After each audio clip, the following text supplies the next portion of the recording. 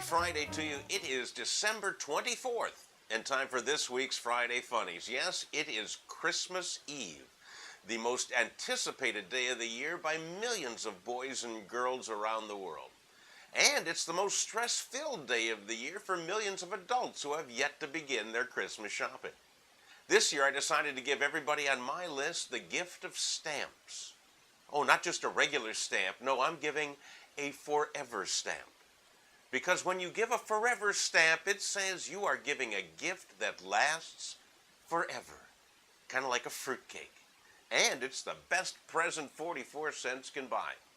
But since today is Christmas Eve and the day when Santa makes his journeys around the planet, I thought it would be appropriate to visit some of the same places he'll probably be traveling to later tonight with this special edition of News from Around the World on Christmas Eve.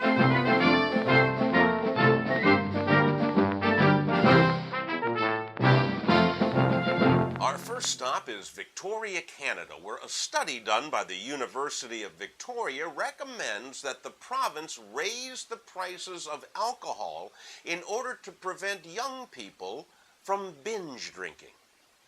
Oh yeah, this is going to work about as well as raising the prices on cigarettes gets people to stop smoking. But the other, even more inane recommendation in this study is that the university recommends that the homeless receive free booze. That's right, they figure that if they are given free liquor, they won't turn to less expensive, more dangerous ways of getting high, like using hairspray or hand sanitizer. Well, I guess this is a good idea, but only if they provide everybody who is not a homeless alcoholic with free hairspray and hand sanitizer. From here, our next stop is Frankfurt, Germany.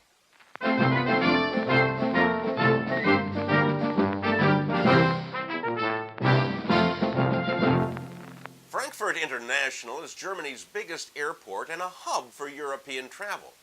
That became a problem this week when a nasty winter storm shut down all air travel throughout Europe. More than 1,000 passengers were stranded in Frankfurt at the airport, but the airport officials, they were ready for them.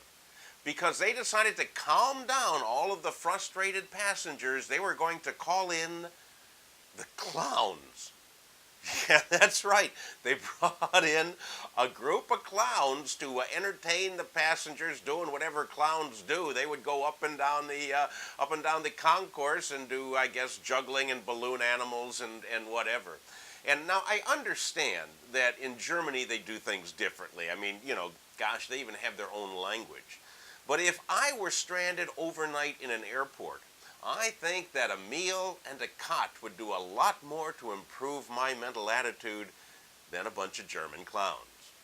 And in case you're wondering how those clowns got to the airport in the middle of the storm, the answer is very simple.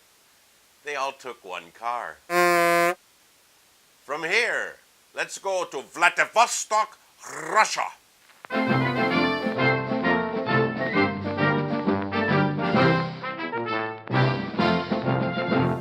For years, Russian circuses have featured the antics of trained Russian bears.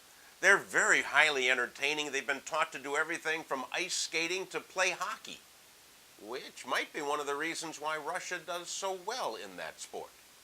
But nonetheless, this week the circus train was traveling from Irkutsk to Vladivostok, and it broke down. And it took the train 8 days to reach their destination. Well, they had 4 trained bears on board this circus train, and when the bears sensed that the train had stopped moving, they just figured out that the circus was done for the year, and they promptly went into hibernation. So when the train finally got to its destination, the trainer had to wake up the hibernating bears. And he's like pouring hot tea down them and giving them chocolate to wake them up. And it took a while because, they were hibernating bears. But when they finally did woke up, they were a little bit cranky and demanded vodka, which they drank up until showtime. And I understand it was quite the show, topped off by 4 drunken bears singing barbershop. All right, we've got one more stop this week, and what better place to go on Christmas Eve than to the North Pole, where we are going to visit Santa's workshop for the final installment of Dale's Countdown to Christmas.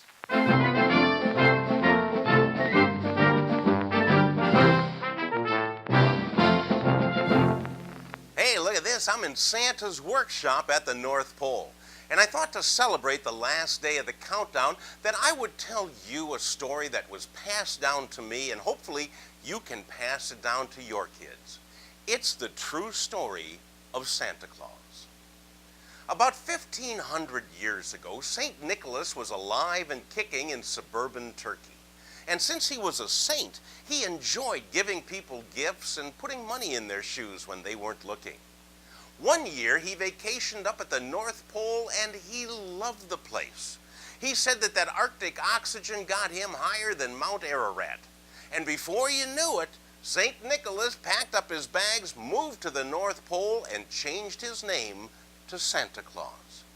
Now, Santa Claus then met Mrs. Claus online and convinced her to move to the North Pole, where they got married.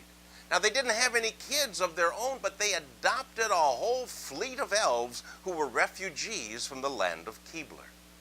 Then Santa used these elves to make toys in his workshop because there were no child labor laws back then and political correctness was unheard of. Yet, Santa Incorporated was responsible for the manufacture and delivery of millions of toys to good little girls and boys around the world. Now, I don't have to tell you, toys are not cheap, and pretty soon Santa was swamped in debt. And he figured the only way he could save the company was to franchise it, with the concept being the Christmas shopping season. So what he did was he sent out a press release, said he was looking for characters and actors and novelty acts and anthropomorphic objects who wanted to take part in a brand new holiday called the Christmas shopping season. And before you could say up on the housetop, he was flooded with 8x10s and resumes. Now, Santa quickly sold franchises to Frosty the Snowman and Susie Snowflake, and then he borrowed the rest of the money he needed from Mr. Scrooge and George Bailey.